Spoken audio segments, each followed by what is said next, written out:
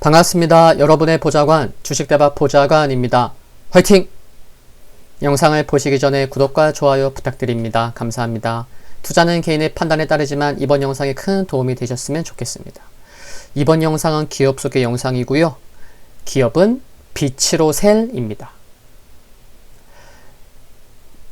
회사 기업 내용부터 좀 살펴보겠습니다. 리튬 전지는 리튬 1차 전지와 리튬 2차 전지로 구분할 수 있는데 1987년 설립되어서 미국 회사와 기술 제휴 후에 20년 이상의 기간 동안 리튬 1차 전지만을 연구해온 기업입니다. 글로벌 3위 기업이고요. 여기 자료에서 보시듯이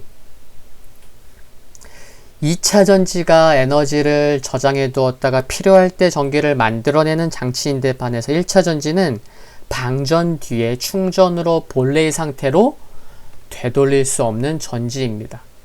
에너지 산업, 국방 산업, 모바일 데이터, 전자산업 등 여러 산업용 제품의 전원이나 보조 전원용으로 사용이 됩니다. 여기 보시면요, 스마트 계량기, 유비쿼터스 장치, 보안 시장, 소방 탐지기, 스마트 그리드, 신재생 에너지, 전원 공급 장치, 유도 미사일, 포탄 어뢰, 항공기 부품 등 제가 확인해 보시라고 몇 개만 일단 가지고 왔습니다.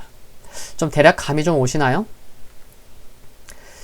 비교해서 좀 보면 좀 더 쉽게 이해가 가능하시니까 보면 알칼라인, 우리 전지 있잖아요. 그냥 시계 뒤에도 쓰고 일반적인 전지와 또 리튬 2차 전지, 1차 전지와 2차 전지로 구분될 수 있다고 했잖아요. 그 비교를 해보면 에너지 밀도가 상당히 높아요. 리튬 1차 전지가. 네, 상당히 높고 또 사용 가능 온도도 무려 영하 55도에서 85도까지 범위가 넓죠. 그리고 저장 기간까지 길다 보니까 여러 산업에서 다양하게 사용될 수 있을 것 같습니다. 그렇죠? 한번 실적을 잠깐 봐볼까요? 실적인데요. 코로나19 영향이 있을 수도 있었는데 매출액은 좀 감소했어요. 보세요. 작년 상반기에 매출액이 615억이었는데 올해 597억 원. 큰 차이는 아니지만 좀 줄었어요. 그리고 영업이익은 작년 상반기에 114억 원. 근데 올해 상반기의 영업이익은 118, 119억 원. 순이익은 작년 상반기에 97억 원. 올해 107억, 108억 원. 영업이익이 증가한 게 큰 차이는 아니지만 올해 상반기 영업이익은 역대 최고의 실적을 기록한 모습입니다. 주요 제품 매출 관련 자료인데요. 좀 설명드릴 필요가 있을 것 같습니다. 이렇게 보면은 좀 이렇게 눈에 확 안 들어오잖아요.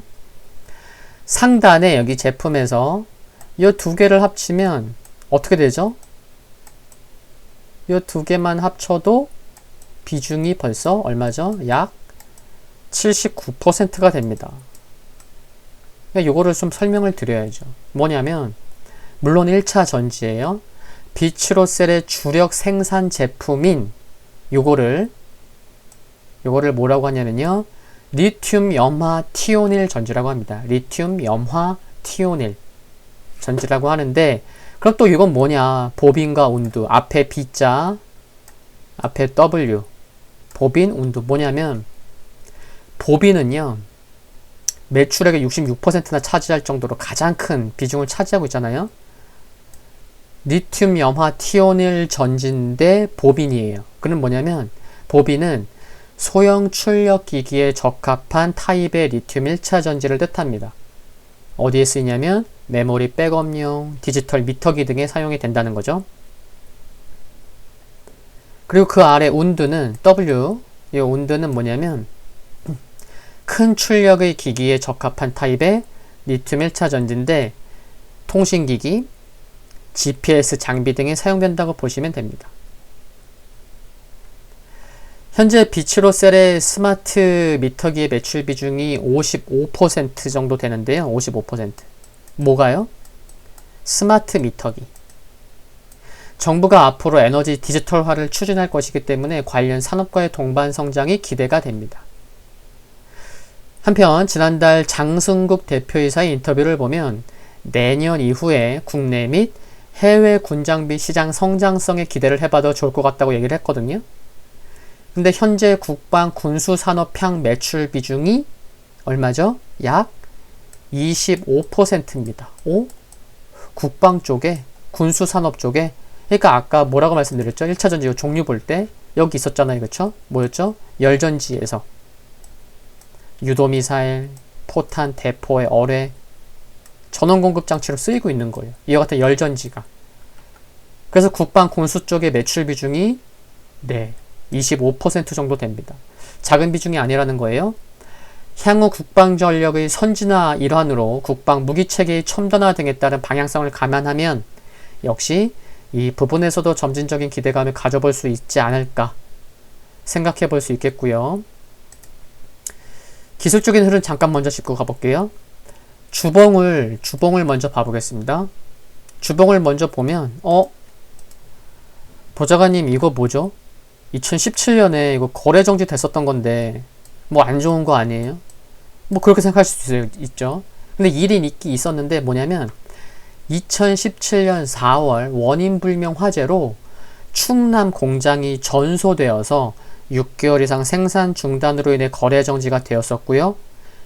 그리고 2018년에 상반기 마지막 즈음에 이제 다시 1년 2개월여 만에 다시 매매 거래가 되었습니다. 근데 오히려 공장이 전소되었잖아요. 다시 신공장 건립했거든요. 근데 기존 공장의 3배 규모의 신공장을 건립하는 계기가 되었습니다. 이런 것을 우리는 전화위복이라고 하지 않나요? 그리고 아까 뭐라고 말씀드렸죠? 상반기 실적?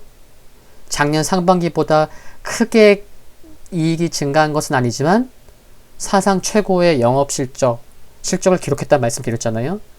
그러니까 이때 1년 넘게 거래 정지 됐었지만 오히려 3배 이상의 공장을 질 수가 있었고 이를 계기로 2020년 상반기에 드디어 최고 실적을 기록할 수가 있었던 거죠. 3배 규모의 신공장 건립하는 계기가 되었다. 수급을 잠깐 일봉에서 봐보겠습니다. 2개를 말씀드릴 수 있어요. 수급에서는요. 우선 뭐냐면 첫 번째가 동그라미 친 부분 있죠. 차트에서 동그라미 친 부분이 이렇게 2개가 있어요. 뭐냐면 거래량 아래를 봐볼게요. 2월 말부터 제가 여기 동그라미 친 부분 있죠. 2월 말부터 3월 말까지 기관이, 빨간색은 기관이잖아요. 기관 누적 순매 매출이. 기관이 엄청 샀어요. 3월 들어서. 이러니까 완전 V자 급등, V자 반등이 나올 수 있었던 거고, 또 8월 중순 이후에도 여기 보시면 이처럼 갈색 이평선인 200일 이평선에서 반등이 나올 수 있었던 것은 역시나 기관 수급 덕분이었습니다. 기관이 관심을 갖고 있다는 것을 먼저 보여드리는 거고, 그리고 또 한 가지는 뭐냐면 외국인 수급인데, 거래량 아래를 보시면 파란색 선은 외국인 보유율이에요. 근데 언제부터 외국인이 좀 증가해요? 작년 10월 중순부터. 여기 별표 쳐볼게요. 그쵸? 10월 중순부터 파란색 선이 계속 증가해요. 그쵸? 증가하고 또 증가하고. 그러니까 외국인은요, 10월 중순부터 꾸준히 사 왔던 거예요. 그래서 외국인 지분율을 제가 살펴봤어요. 작년 10월 1일 외국인 지분율이 얼마였냐면 11.48%였어요. 근데 전일 9월 11일 금요일날 외국인의 지분율은 31.66%였습니다. 지분이 약 20% 증가한 거고요. 3배까지는 아니지만 뭐 거의 한 3배 수준 아닙니까? 매우 크게 증가한 거죠. 자료를 봐볼게요. 여기 보시면 지난 3월과 지난 5월에 주식 등의 대량 보유 상황 보고서 이와 같은 공시가 있었어요. 근데 막 영어로 써 있어요. 그래서 제가 이제 딱 들어가서 확인해 보니까 이 두 곳 모두 국적은 미국 국적의 회사예요. 근데 3월은 뭐냐면 이때 3월 18일에 공시 나온 요때는 뭐냐면 우리 조금 더 샀어. 그래서 지분이 5.32%가 되었어. 라는 공시였고요. 기존에 좀 갖고 있다가 좀 더 사서 5%가 넘은 거예요. 5.32%가 됐다고. 5.32%가 됐다고 공시를 한 거고요. 5월 7일날 공시 나온 건 뭐냐면 우리 이번에 계속 사다 보니까 지분이 5%가 넘었네. 그래서 우리 신규 보고하는 거야. 5% 넘으면 신규 보고해야 되잖아요. 그러니까 내용은 좀 달라요. 물론 둘 다 5% 넘는 거긴 하지만 3월달은 우리 조금 더 사다 보니까 5% 넘었어. 5월달은 우리 좀 사다 보니까 5% 넘었네. 그래서 처음으로 신규 보고하는 거야. 가입 인사하는 거야. 뭐 그런 거예요. 그러니까 앞으로 계속 성장해줘.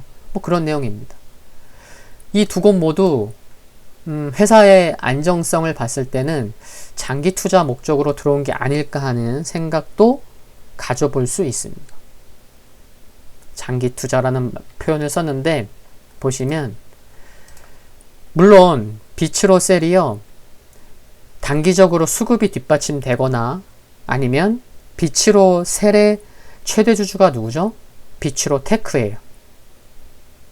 비츠로 테크 상장되어 있죠.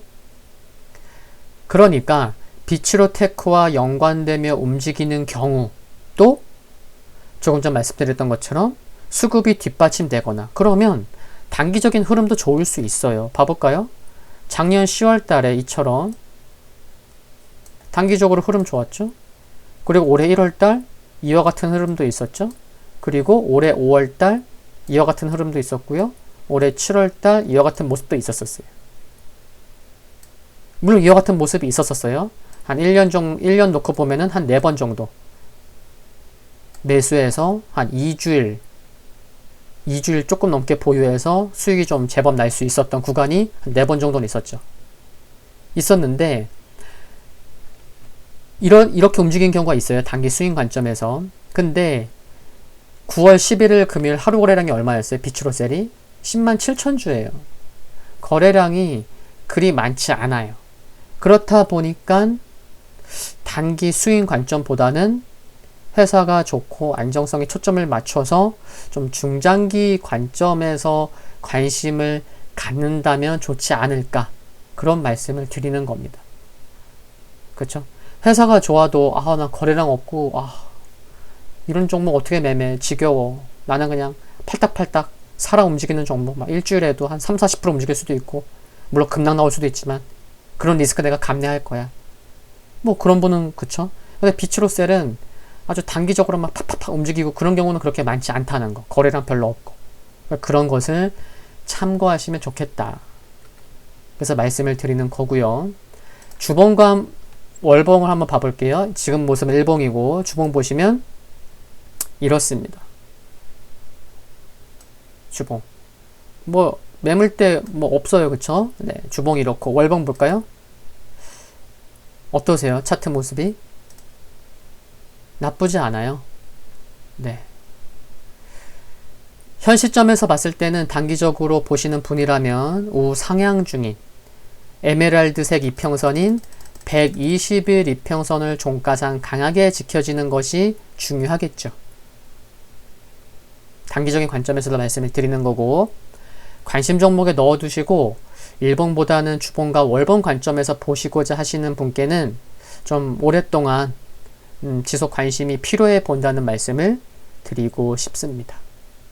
참고로 비츠로셀 이번 영상은 지난 6일 일요일에 멤버십 가족분들께 우선 소개해드렸던 영상이고요.